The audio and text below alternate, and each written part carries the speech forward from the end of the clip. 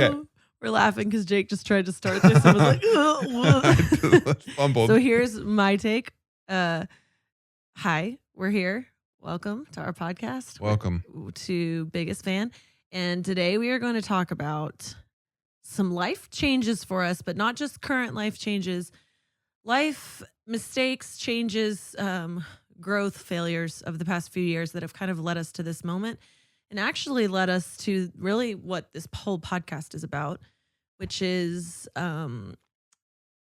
failing with arms wide open, diving in, being romanced by first. everything in life, for better or worse, walking with only the ability to see 6 feet ahead, but not in a good way.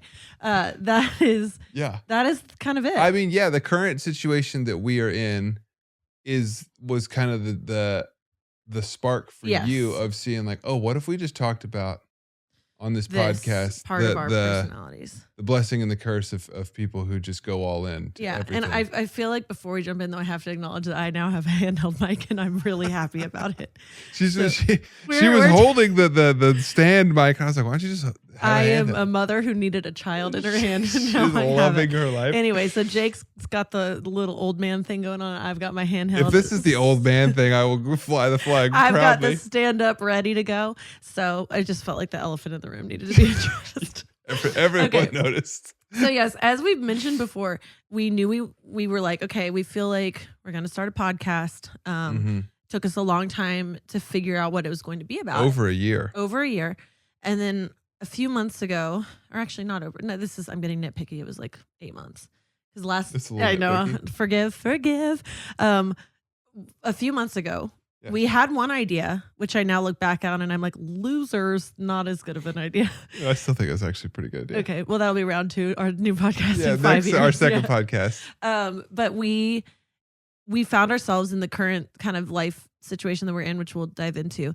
And we realized, wait, this is the podcast. This is what we have to offer as humans and what we want our podcast to be about, which is, as we've already said, just this living life with full-on passion, and that is for better or for worse. We're obviously ribbing ourselves, but that it can be good. It just really needs to be matured in us, and is being matured currently. So that's when we realized, okay, this is what we have to offer. Learn from our mistakes. Join us on our what would you call it? You could say it's an adventure. I mean, that's a nice you word heard it, for it. But it is. In the Lord of the Rings, on their adventure, there were good and bad moments, you know? You are Frodo. We are on the way to Mordor. I am absolutely Smeagol. Wait, no, I don't want to be Frodo. I want to be that elf. You want to be the elf? Yeah. You want to be Legolas? Liv Tyler. Oh, but she's not on the adventure. Okay, no, she's a very side character who's in love then with I'm Aragorn. I'm Aragorn. That's who I want to be. I would be. If you're Liv Tyler, then I'm Aragorn. I'm not Liv Tyler. I'm Aragorn. You're Frodo. We've gone way too far down this rabbit hole. Okay, so today we're gonna, before we get into kind of our current life, make Mickey Gandalf. Then? Oh, Mickey. Sorry, she's on one today. She's just licking Rachel's skin off. I know. So here she is. Okay, so before we get into current day situations, let's we got to get current on. We're not going to give the long road here, but we're going to get current with where we've been to getting us to the current situation to kind of be able to set a new foundation for where we're going to be going in this podcast, because we're catching up to current day. It was like a TED TV version. Oh wait, what is it called? TED Talk. Nice. I mean, hey. So basically, we met and married, had our kids in LA. Wow, we're going back to marriage. Well, I'm just saying we lived our life in LA. That's where we started. Okay, I gotta take like a brief diving in. Here we go. All right, here we go. Okay, so Jake was born. We met in LA. And part of what brought us together, and I think part of what we love about our marriage and love about being together, is that we both do have this dive off the cliff personality, different versions of it, but we do. So that's been a real, as we've looked back, this is a pivotal moment in our life that we're in right now. Hugely. Yeah. And as we've looked back, as you do when you're in a big moment, you reflect, and we've reflected, and we can see just that this through line has been with us in good ways and in hard ways. And so, yeah, from the beginning, I mean, we literally met in LA where we moved to be in entertainment. Yeah. So that already delusional and crazy. Yeah. Right. And so yeah, that was kind of our story. And then how do you want to, which part of it do you want to tell? I mean, basically that's where we met. That's where we fell in love. That's where we built our life. And then when COVID happened, we were nomads for a little while. And that was kind of what started this you were in a season. Moment. Yeah, but Jake was in a time where he was processing, do we want to be in California or in LA really forever? Yeah. And I was still very much like, yes, we do. Yes, we do. And it was really hard for me because I'm from Northwest Arkansas. California was a very different world for me. Totally. There were things that I absolutely adored about California, but there were also things that were hard for me about California. Just kind of the creature comfort, surface level stuff of it, Does a leaf fall in the fall? Yeah, there's not really seasons, which was, first world problem, but it really I mean, a lot of this could be labeled Jake Scott's evolution. First world problems. Getting rid of first world problems. Yeah, and so like I think COVID was what really when I started really having a hard time with it. I just had to clear my throat. I wasn't trying to. But that's when I really started having a hard time with it. It's really started when I.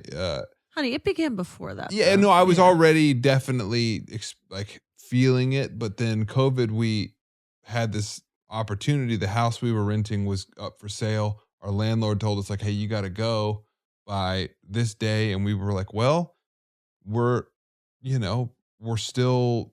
It was COVID, so we didn't have COVID. Kids. LA was pretty shut down. We hadn't had any kids at that point, so we were like, let's just put our stuff in a storage unit and be nomads for a little bit.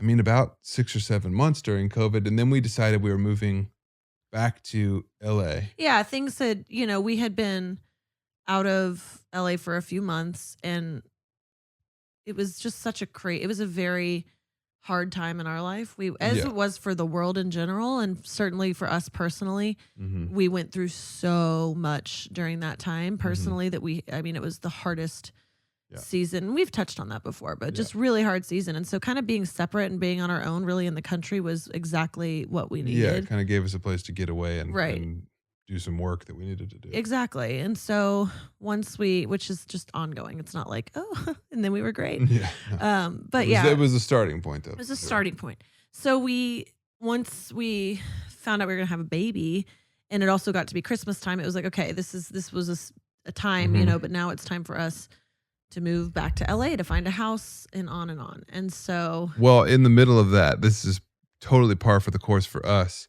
We spent a couple weeks in Nashville. Yeah, Jake had to go to Nashville for work. And so we were in this Airbnb. I think we were like, let's get an Airbnb for a month, because again, it was COVID, so the world wasn't normal. Yeah, and we were also nomads, so we didn't have a place to live permanently. So we're like, Jake has to go. Nashville. Let's do that. And then while we were there, naturally, we were like, let's look at some houses. Why not? Exactly. I was in the midst of, horrible first trimester. You were so morning sick. And you were in this. Not too sick to look at houses. No, absolutely not, man. We were whipping and nay-nay. I was like, I will be ill until it is time to browse through whatever neighborhood. And then, of course, typical us, we see a house that we fell in love with. And then we just full speed ahead. We're like, we're moving to Nashville. Doing this. This is happening. Moving to Nashville. We put an offer on the house, and we're literally calling all of our friends and family. We're like, we're moving to Nashville. It makes so much sense. It's perfect.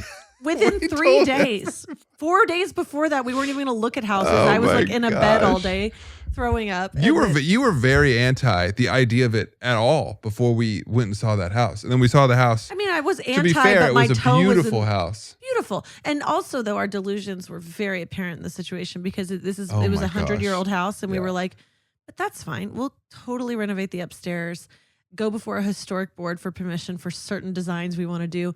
and have that all done in the 4 months before Ruby's born. 4 months. No problem, babe. And any contractor we talked to, they were like, this is going to take a minimum of like a year and a half. And we were like, you're wrong. Like, you're just being a contractor who's trying to get out of the way of our dreams. Okay. Yeah. And everyone was like, I don't know. And now looking back on it, oh my gosh. Like, well, we had never bought a house before. This was our first. Yeah, it was our first attempt at trying to buy a house.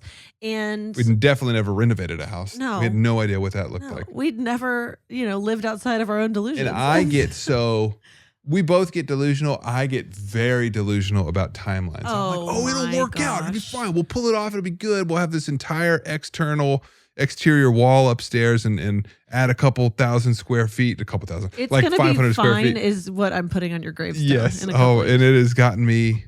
I mean, that's a whole podcast episode. I feel like for me is the realizing that I can't live with it'll all work out. It'll all be fine. In the sense of like making big decisions that have real consequences. Yeah. There is a lot of wisdom in actually weighing out the cost and making a wise decision from that. I'm currently still learning that. Like we had a fight about this yesterday. I don't even remember it. Yeah. And so like in that moment, I was fully still leading with, it'll be good, it'll work out, it'll be fine. But see, I have that too. It's just a different version of it than yours. Yeah. And maybe also at that point, I didn't have the breaks yet at all because I for sure with that house. Oh, you were prepping your speech before the historical board. You were like ready to go. I was like, I'm going to be 6 months pregnant. So cute. Like, can't wait. The outfit will slay. Gonna go to Dry Bar before. Oh, I was about to be just the cutest little historic board girly ever. And so, yeah, we were just full steam ahead on moving there. And like, not only were the house was obviously just a crazy thing that we thought we could do in a very short amount of time, having never done any of it before.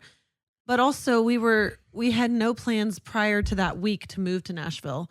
Zero. I'm in the first trimester of my pregnancy. That's for me, when I've been pregnant, that's not a time you make long-term decisions. Yeah. You make one decision at a time within the next hour. And this was like a major life change. Major life change. We've lived our whole, married life in LA. Well, and we're like, sweet, let's up and move to Nashville. And for the first time, we're about to become parents.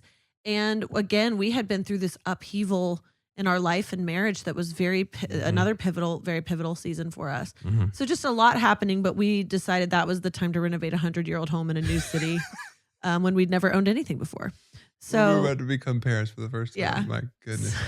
So it came. God literally protected us. Oh, yes. So we put an offer in, and I remember when they called us and said, it's been accepted. The house is yours. Yeah. Every bone in my body sunk into the ground. Yeah, we both at the same time looked at each other and we just had this deep sense that like, oh no, what did we just do? This feels wrong. It feels wrong. Not only the house, I think that maybe for both of us, you are so this way. When something is wrong, Jake will be in denial of it until it's a fire burning right in front of him. Oh, yeah. But I have a little bit of that too, because I remember being on the phone that week with one of the contractors who was just trying to speak very basic reason and wisdom to me. And I was like, gosh, he doesn't know what he's doing. He's like 60. He's been a contractor for 35 years. How could he know possibly? But something in the way he talked to me did get through, because I remember feeling a little bit like, are we getting ahead of ourselves? Is this not what we think it's going to be? The answer was a blaring yes, but I kind of pushed that down.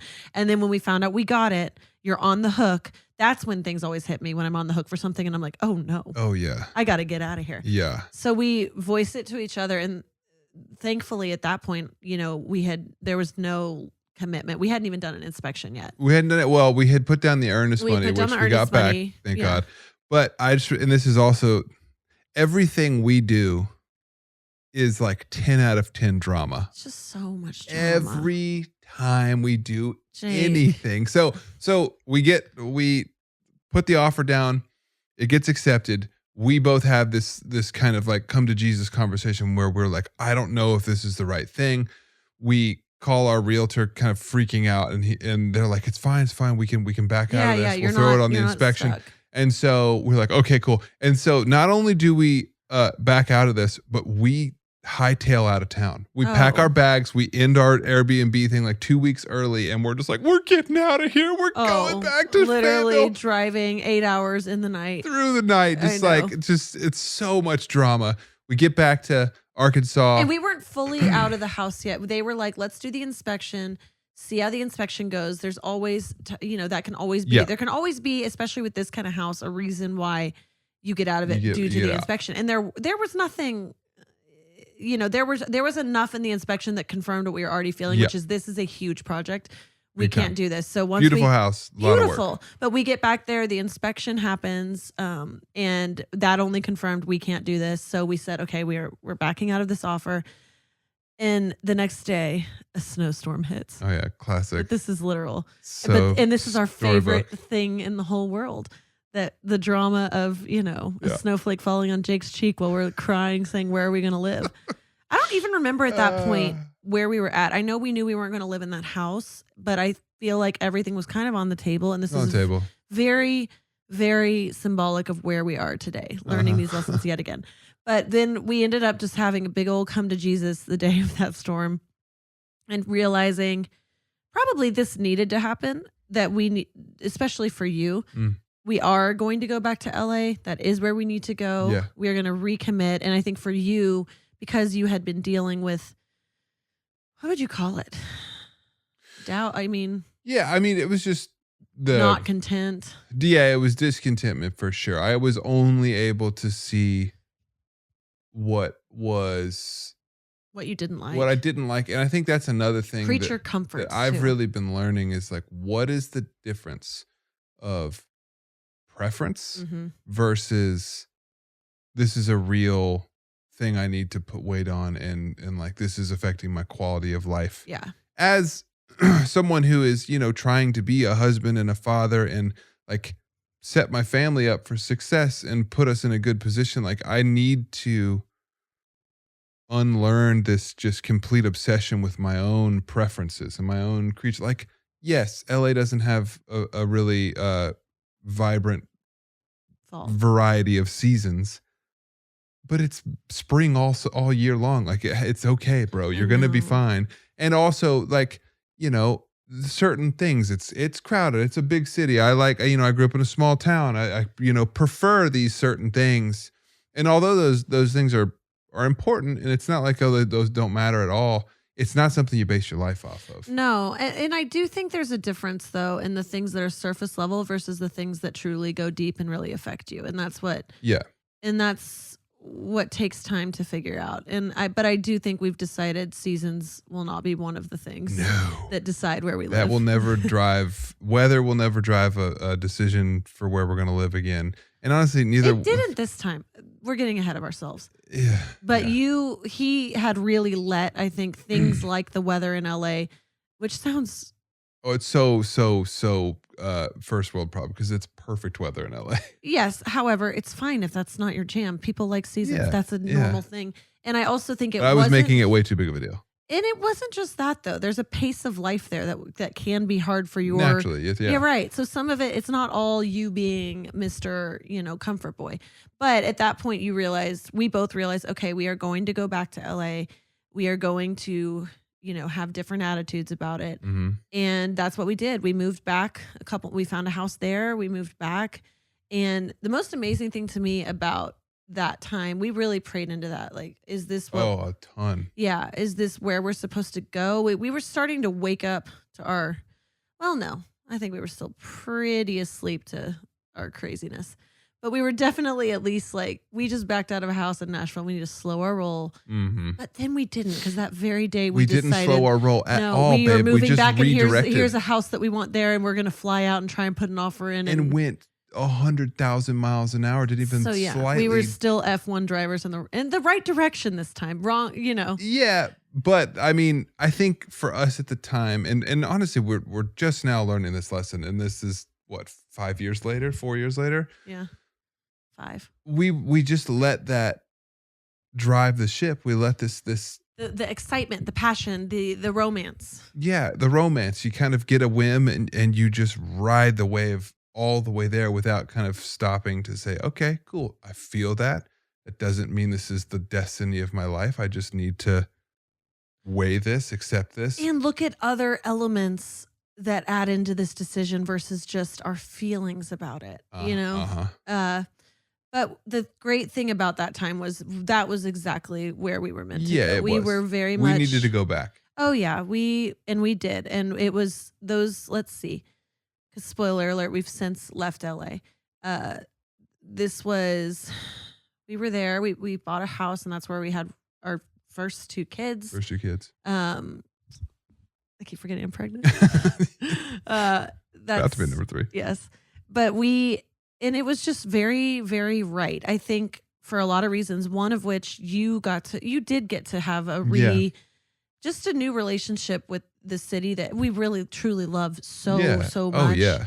And also we met in that time because we had been there prior to leaving, like we said, 7 or 8 years. And then this last 3 or 4 years, 3 years that we were there before moving, we met like several friends, new friends that are lifelong family best friends that had we not moved back, they wouldn't have been in our life in that way. And that to me, I'm just like, that is such proof that we were just so meant to go back. Yeah.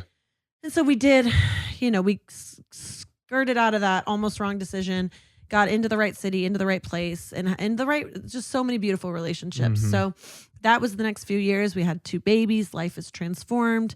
Jake's on tour. We're doing all the things. And then starting 2 years ago now, we were still in LA 2 years ago, but we started, it was different than I would say the discontentment you had experienced, because for the first time I started feeling, okay, a change is coming. A change is coming. Where are we going to stay here? Are we going to raise it? Because I do believe once you get, fill in the blank, once you get older, once you have kids, once you get married, whatever life change happens for you that makes you think about a longer term plan, that was happening for us. We had 2 kids. Neither of us are from there. But I think it was something deeper than that. We could just sense, where are we going? What is our life going to look like for the next 10 or 20 years? And we had known when we went back to LA, it was not in this place of, I'm talking about in 2021. It wasn't from a place of we're going to be there forever. It was let's take our life for the next 3 to 5 years. Where are we going to be? Truly. And that's what we did. And then we got to the end of that first 3 years and it was back. And we just knew, okay, a change is coming. Maybe part of what we had sensed 3 years before, but wrong timing. It was now the right timing. And so the only obvious place was back to Nashville, which still didn't. It didn't feel right to us, like deep down. I think I was at a point, like you said, just kind of surface level things of raising 2 kids, no family around. A lot of people do it, but for us, it was just this is so individual. Yeah, for our unique situation, like it was just piling up, and we both felt that, like you said, the change was coming. And on paper, Nashville was the only thing that made sense because the music industry's there, the film industry is growing there. We already have a lot of friends there.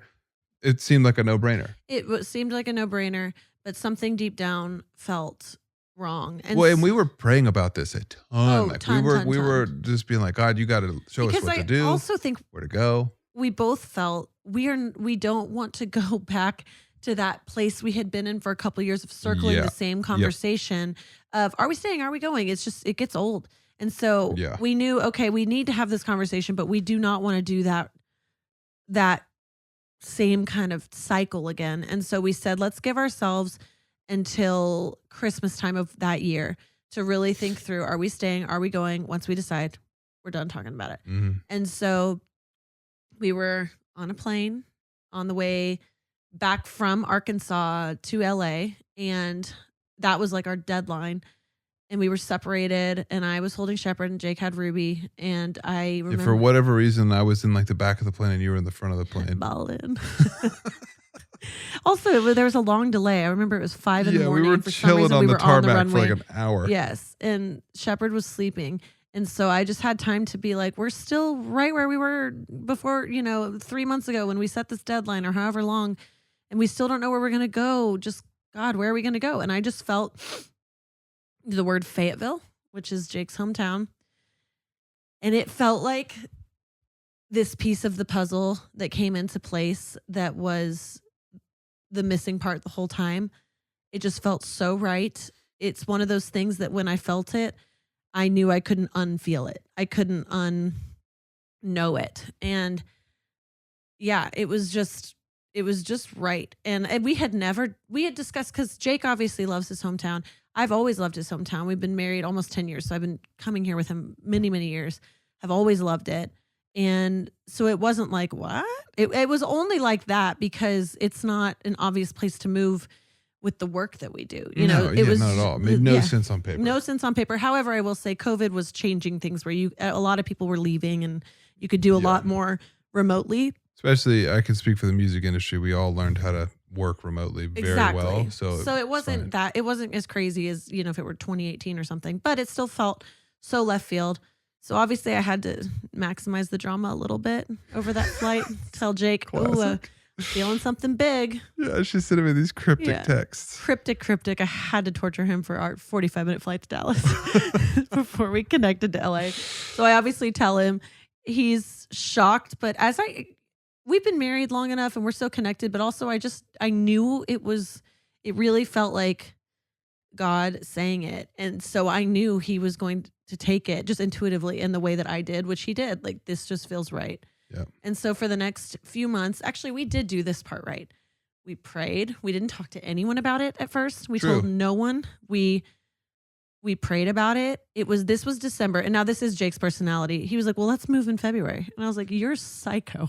We need to, one, we have a house to sell. Two, like, just slow. That's not my, historically, that's never been my speed. Once I get an idea, I'm gone. It's like, once I cross over, there is no delay. I just move. Which I actually think is a great quality. You just have to learn wisdom in it, because you will be like, what? We can just leave all our stuff in the house, right? And be gone. Yeah, this is where we are right now, is me unlearning.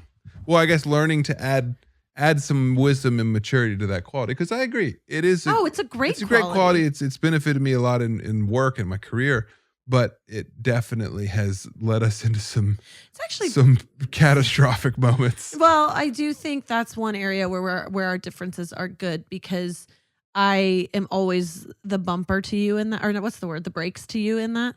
Yeah. For the most part. You always at least interject reason, and you're like, hold on. I said to you, we need 6 months, and when did we move? 6 months later. You nailed it, but I couldn't.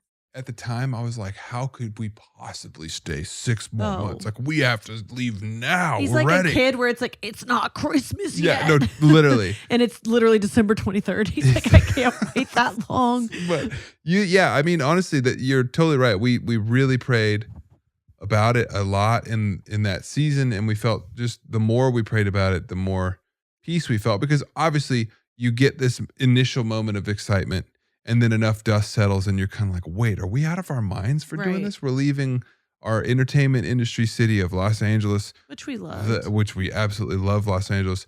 We were going to go to Nashville. That makes total sense. And then we're going to Arkansas, which is a lovely place, but there's no entertainment industry here. But I don't feel like we ever had that doubtful moment. I feel like I mean, correct me if your memory is different, but I feel like once we had that conversation in December, we knew enough to not share it with anyone, so that we could protect our own process with it and not get outside opinions before we were ready, but also just really take it slow.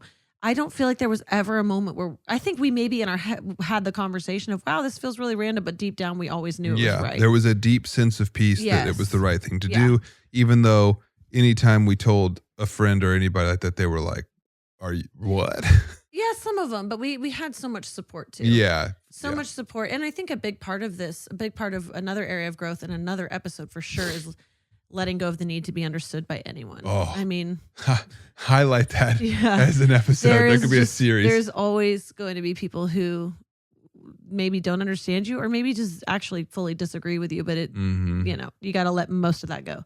Yeah. And I do also feel like an asterisk to that is there should be those 2 or 3 people who you are looking to for wisdom from God and just life wisdom, who you do listen to and take seriously. But outside of that, the voices, but we didn't have that. Everyone very close to us was so on board, so supportive.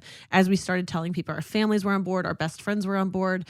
And that felt really, really good to have that support. I think it was more the people who we didn't know well at all who you say it to, and they're like, "Where is that in America?" What? Yeah. Yeah.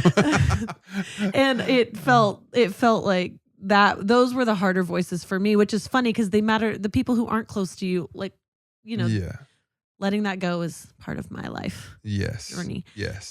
So we did it. We sold our house. And we moved here to Arkansas about a year and a half ago now. Yeah, summer of 2024. Yeah.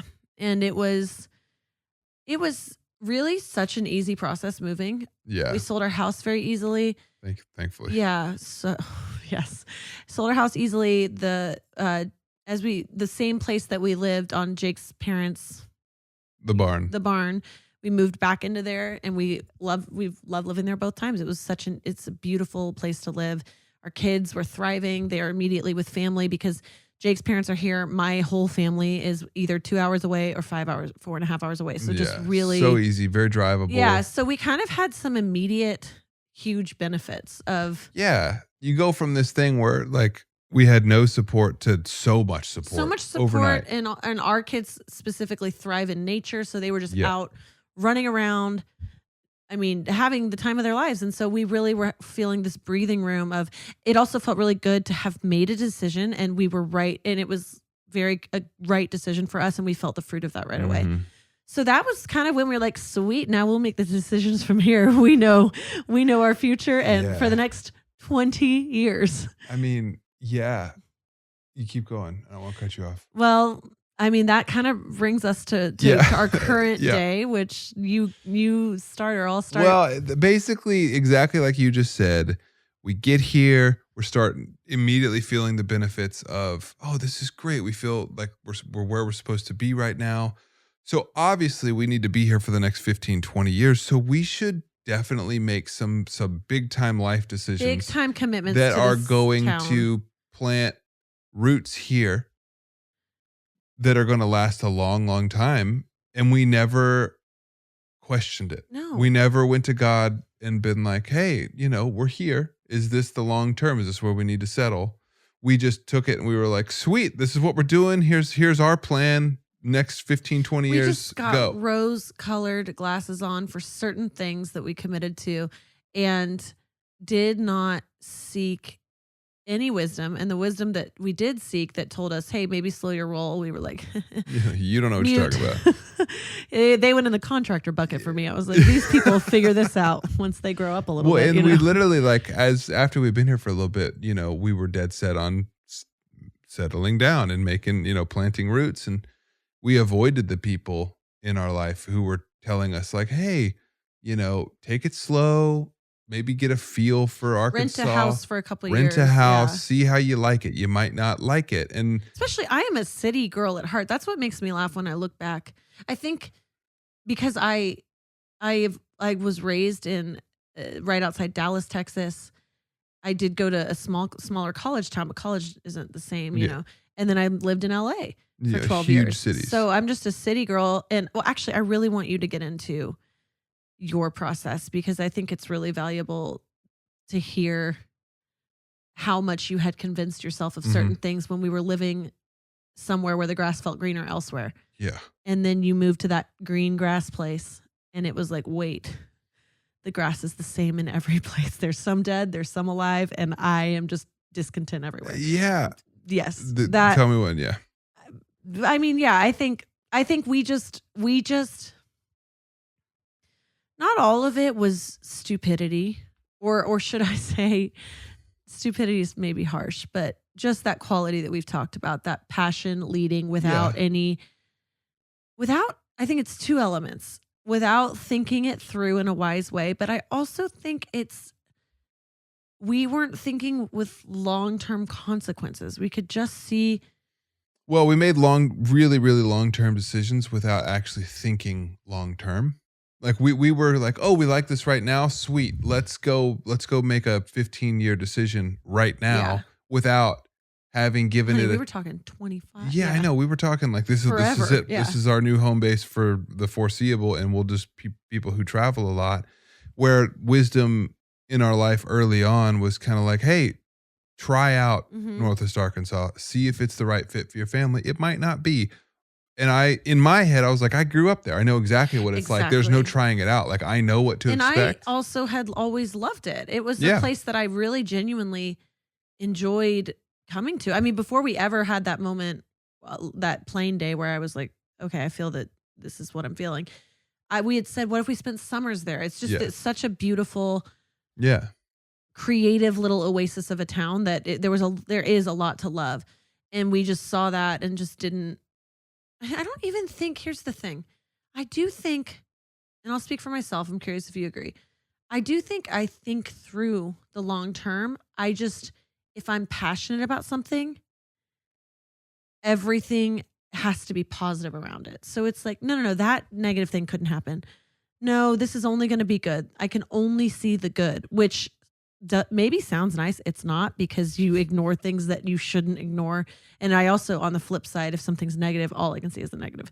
So you said it, babe. Yeah, I did. Anyway, yeah, but you obviously we had two separate experiences, because Jake has idolized this place and idolized living in the South again. And and that kind of parlays into what you were saying. Like, I had very much done the whole grass is greener, because living in LA, the first couple of years was a honeymoon phase. And I was like, oh, this is so amazing and new. And it's a big city and it's Hollywood and it's so fun. And then kind of the reality of living there set in. And I was like, oh, it's kind of hard to live here. Like, there's a ton of people. It's super expensive. It doesn't look on the surface like what I'm used to. Wham, all that stuff. And I had kind of in my head romanticized this version of the past. I was like, oh man, but I really liked living in Arkansas, because that was like my smaller town, southern, geography, seasons, all the thing. And I had just kind of romanticized all the good things about it. And I just I didn't have the maturity to shake it. I could not let it go. I just kind of, like, it grew and grew and grew and grew. And I kept ruminating on it. And I have to say that I feel like God is really teaching me a lot about this, of just that what I was holding on to wasn't reality. It was a fantasy. And fantasy is such an unhealthy, kind of distorted version of a good, like, there's a part of me that is very nostalgic and I'm very positive. And I think that's a good quality. But the kind of the distorted underbelly of that is it can turn into fantasy, where it becomes really unhealthy and it becomes kind of really toxic, because you're living in this alternate reality that honestly is an inflated sense of what actually is. I think also you and we both tend to, if you're dealing with something, and this is more you, if I see something negative, I want to camp out there and figure it out. And that can go really unhealthy. Well. For you though, you started feeling in both places now some negative feelings, which is going to happen anywhere that you live. It's life. That's life. But when you feel that, rather than looking at it and dealing with it and being like, okay, maybe this isn't that big of a deal, you either deny it or you tend to go to fantasy of, well, this problem wouldn't exist in X city. Oh yeah. This, and fill in the blank, whatever quality it is. And then the other city's going to have the opposite. And you're going to fantasize it will solve all the problems. Yes, It'll solve all the problems that I have. And then, we move here and it's amazing here. We love it here. Yeah. In the first 6 months, we didn't question a thing. But I think over the year that followed from that first 6 months, which brings us to now, it was a slow process. And it, obviously we did make a long-term commitment to living here. And we bought a house. And, we bought a house. And we're like tiptoeing around. I know. Yes. We bought a house. We jumped into it fast. Jumped in and then it slowly starts creeping up on you, the feelings of, was this right? Which can be normal when you do anything long term. For me, I'm always like, whoa. Oh, you get buyer's remorse about it. You get buyer's remorse about marrying me. Like 6 months in, you were like, are you sure are you sure? Takes time. It's weather the storm. But yeah, we had different experiences as we've said, because Jake was going through the process he was just describing. And then for me, I think it became just a feeling of maybe seeing the writing on the wall that I don't know if we just got it. Like, never did we doubt that we were meant to come here. 100%. But I think what we realized is we just got way ahead of God and made decisions based off of wanting something, wanting a house, wanting to settle down, rose-colored glasses, the whole thing. And I slowly woke up to that at the same time. When he went on tour is when he did. So last summer. And then while he was gone, was kind of like, whoa, okay, is this right? You know, there's just these feelings. And you also feel like the whole time this is first world problems. Stop. You know, we have a home to live in. Yeah. Very easy to like minimize it under that. and just say stop, get over yourself. At the same time, I do believe there's, you know, a plan for our life. I also started realizing, okay, instead of just saying, what's the next right thing? Let's run. I was like, we got ourselves into this, and it is time for us to look at this quality in our marriage and in ourselves that it keeps getting us into these situations that are just ridiculous. Yeah. And we're like kids at a candy shop eating all the Hershey bars and vomiting all night and being like, why are we sick? Yeah. Well, and I feel like we got ourselves, we jumped into this, we ran so fast, and then we both at pretty much the exact same time kind of started having the realization, that sinking feeling again, that I don't know if this is going to be the long-term solution that we thought it was going to be. And now we just bought this house.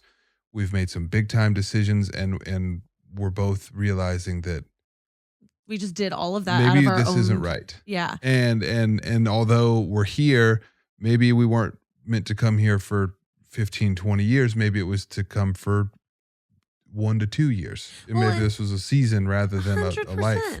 And I'm even like, if we had gone with the people around us who we trusted telling us rent for a time and see how you feel. Test it out. Yeah, we may not even feel all, because I think when you get yourself into a long-term commitment before you're ready, you can then demonize the thing, even if it doesn't deserve that, because it's like, no, this place is still great, but we got way ahead of ourselves and committed to something before the timing was right.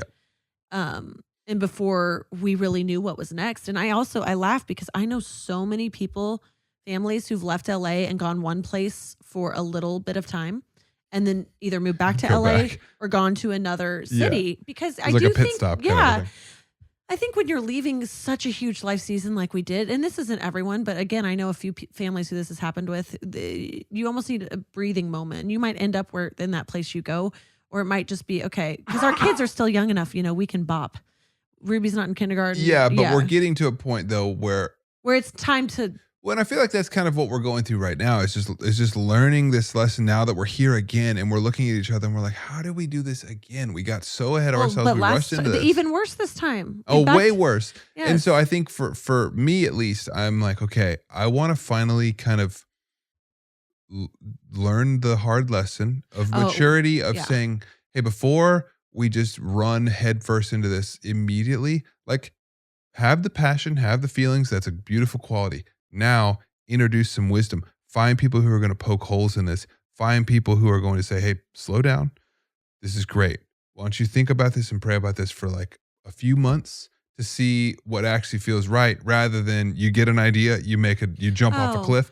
And because also like, I don't want to jerk our family around and just go be pinballs, just bouncing off the walls here. And so I think like the picture I get in my head is me personally, and I think us as a couple, we run so fast that we just run into brick walls, and our marriage together so far has just been running into this brick wall and into that brick wall and into this one and into that one. And I'm finally ready. Even when it's the right decision to make, we brick wall it. Oh yeah. Like you don't have to go that fast. Yeah. You can walk. I'm so ready to, and we're there. We're in the process of it. I'm so ready to create a life based off of like some measured, mature decision making that is counting all of the potential downsides, that is taking into account like, hey, yes, this seems like a great idea, but let's play the long-term scenario out here, and let's go slow. Let's really pray. Let's really seek wisdom. We're trying to figure out what our future is and like really seeing what's best, rather than for me, what is my preference? It's trying to make a decision based off of what is best for our family, where we're going to thrive, what's going to set us up for true, like to flourish, 100%. I mean, we've been in this process now for 6 months, because it took us a couple months of feeling this and over the summer. skirting around conversations together of, are you feeling this? I'm kind of feeling this. Can you really picture us? Is this really right? And then he goes on tour and that's kind of what opened him up to it, like we said. And for me, the same time, because he was gone. And so he gets home from tour. We find out we're pregnant shortly after, which obviously rocks your world. And I think all of this became this just in the fall giant wake up call where I look back over the past 6 months and I'm just like, I feel like we're different people. Oh man. I never, in any of the decisions we've made this is definitely the biggest we've ever done. We've been kind of saved from the crazy decisions before or stopped ourselves by the grace of God. This time we in it, baby. We are in the deep end. Yeah. And I feel like we are awake. We are awake to this pattern in ourselves, in our marriage. And I don't want to have to eat my words in 5 or 10 years, but I am like, we will not make these mistakes again. I know also that passion is a gift. It's just we're like one of those. It's passion is a thoroughbred horse that has not been trained, and we need to be broken, and we are being broken right now. We are, and you look at we have still stallions, I must say, baby girl, you are a stallion. But at the same time, we have more at stake now. I mean, thank God our kids are so little. Yeah. But you still think about, okay, we will not make this mistake again because we have children who are depending on us for stability. We have ourselves who need stability, and we want to really build a life and not pinball around, like you said. And so I look back at it, and I think it took me until the past month to not feel really angry with myself, and I've had to really forgive myself for just being so blind, being entitled, being all I could see was the pretty thing, and thinking it'll work out, and that is just, I can feel it coming up as I'm saying this. So there's still more self-forgiveness to happen, but just disgust at that, and now that it's kind of like if you were at a huge, giant, hedonistic feast and you were just drunk with it, and then you wake up in the middle of it and are sober and you're like, oh, what? I was eating that. I was doing, that's what it feels like we've done. And it's just, you're the big fat guy with food dripping down your belly. I mean, I'm serious. I'm one of those like European paintings from 1794. And I'm just so done. But I also, man, this analogy is so disgusting. It's, babe, welcome to my life. Okay. But one of our friends said this to us 2 weeks ago. We were telling them this whole thing, and I was like, we're really having to deal with being mad at ourselves for being here, and we are not. I think we look at this as we almost. I don't know. I said something like we're not going to make this mistake again. This isn't going to happen again. And the guy goes, "Oh, it only took you 2 times," something like that. Two colossal breakdowns. Yeah, and it really. He said it jokingly, but it gave me so kindly such a grace for myself of I'm just a human. Why am I expecting? Now I've made mistakes, but even expecting too much of yourself is almost like you're not God. You're going to keep screwing up. And if it takes you twice, if it takes you 10 times, there's grace that meets you there. There is. And to withhold forgiveness from yourself is also an act of, I think, what's the word I'm looking for? You're putting yourself too high on a pedestal. You messed up. It's like self-importance. Self-importance. Yeah, you're a human, and you did it without God. You made some decisions. Yeah, it's kind of almost like the opposite side of the coin. It's like you're beating yourself up so hard. It's almost like you're still obsessed with yourself. Do you put yourself on the Jesus throne here? Like, no, you're not. And you messed up. And learn from it. And we will not make these mistakes again. However, it's just time. We're moving forward, and it feels so good because I think another through line I've thought about through this story is that often through these types of conversations of where we're going to live, where we're going to raise our family, where we're going to root, we've kind of had, clearly we're married, we're together. I don't care if we're in, the South Pole. We're not separate, like we're going to be together, but we've had different opinions, different desires about what we want, where to be. And I feel like we are so strongly on the same page about the future, which is essentially there's a lot of options on the table. And we are like, great, we're not touching any of those until we are for sure we have the same we're just of the same mind right now, and that feels really good. It feels really good, and I will say I have never felt less confident about the future. Not confident, less sure about the future. In a good way. In a good way. I feel like I am truly surrendered to it for the first time in my life, and I feel like I am really, really growing in letting go of my preferences, because with this I'm just like, I want to be where is best for us. I want to do what is best for us, and like, God, I will not get ahead of you again. I will stay one step behind you at all times, and so like that is feeling really. It's feeling good for the we first feel time. Stripped bare in a really good way, where it's kind of like, well, who cares about our preference, And right. I say that, and I want to also be like, but God, there's a dance there. There's a dance. There's a dance, but for you and me, letting go of our preferences has been the number one. Is the key to this season, and it isn't even forced right now. I'm just like, I don't care what it is, where it is. I am so good to be where our family is meant to be. We're going to be together. We are not going to make foolish decisions. Okay, obviously we're not done. We will continue to mess up until we die. Yeah. But at the same time, you can mess up in new and altogether different ways. Time to shed this skin, though. Time to shed this skin. And it really feels like this massive turning point and maturing and shedding in a really good way. Yeah. Mind you, that's on the good days. There's still days where we're like, we are going to have a baby. We have 2 other kids. Oh my gosh. Where are we going? What are we doing? What is happening? There's obviously, we have a slew of decisions to make and that we're trying to make. And a lot of them are out of our control and some of them are in our control, and it's all self-imposed. And so you feel like you're eating your own junk that you like, you emptied your garbage pan on the table and are like, now I have to eat that and it is my fault.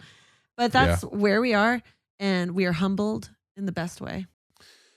Yeah, I feel like we right now are at a turning point in our life, and I'm excited about the future. I'm excited about the future. I feel like we are about to have a fresh start in the first real way since we've been married, and we've been married almost 10 years. It feels like the first 10 years was us just kind of working through so much of this. I mean, again, we still have so much immaturity to go, but we had to really grow out of this pattern. Yeah. And I feel like it took running into this brick wall to finally say, like, I don't want to keep living like this. No. I want to do it differently. I want to live differently. And there is a lot of hope for the future in that. But we have some interesting days ahead of us, just because, we've got a baby coming. We've got change coming. There's the most we have a lot at stake right now. And again, some of it is out of our control. So most of it is self-imposed.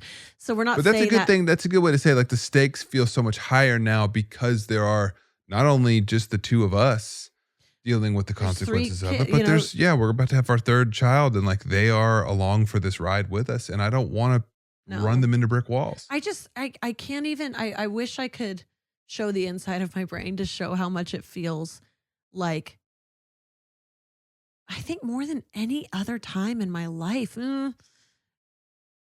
Maybe one other time I can think of, but it is a waking up feeling where truly we were asleep and we woke up and we're looking around and we're like, whoa, how have we been living with all this in the room? We're clearing out the junk. We are making new decisions. I'm going to be a monk. You're going to be my little servant. Oh, I don't get to be a monk. I'm the servant to the monk. Serve me water. Just water, because you don't eat anymore. No, you can be a monk with me. I'll be your servant. But yeah, it just feels like we have woken up, and what feels so good is the unity that I think we really feel. We are so equally to blame in this. We have been in it together. It's us, and it's us coming out of it together. Yeah, like a phoenix. Sing that again. Go, keep going. That's it. Give us something. Period. So anyway, that's where we are. That's our life now. Wait, hold on. I feel like I have one more thought. Drop it. Come on. I just feel like in wrapping, I'm like, do we have, we're in this place. Everything is on the table. And I think what's cool is we are humbled. There are days we're panicked. There are days we feel. Oh yeah. We have at least 2 days a week. I feel like we have like a hurricane.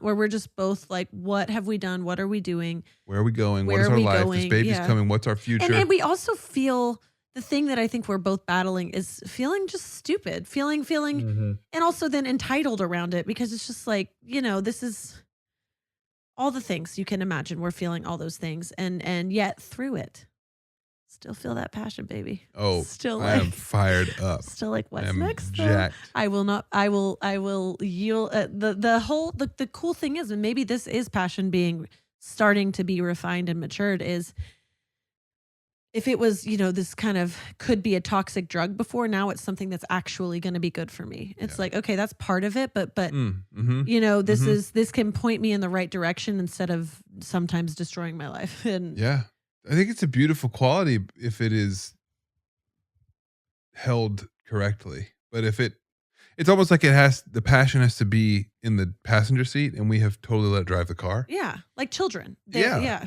exactly. But it's I feel like we're finally putting it in its right place, and it feels good to it feels good to say that it's still there. Oh yeah, it just feels like it's part of me and you before we were ever together. I mean, I look back at every boyfriend I had was my husband. I was like, I was fully passionate about every single thing I did, and often I'd then wake up 6 months later and be like, huh? Oh man. But it feels we're humbled before you, and we might have, who knows? We don't know what's going to happen, but we are taking it one step at a time. Yeah. Slowly, and hopefully with way more wisdom than ever before. And again, like to reiterate that is like kind of going to be the through line of this podcast. Yeah. Is we're not experts. We're not going to come giving you advice, but we have made a lot of mistakes. We've run into a lot of brick walls. And so we're going to talk about it, and we're going to go through it in real time. So that is where we are in real time, catching you up to speed. Yep. So that we can kind of set the new foundation for where we're going from here. Yeah, with everything on the table in all the areas, and it feels good. It's hard, but it's good. Yep. Higher stakes than ever, but real change and building can happen from this place. So preach. Yeah. All right. I guess that's it. I could just keep going for a long time. We'll be back. We'll be back.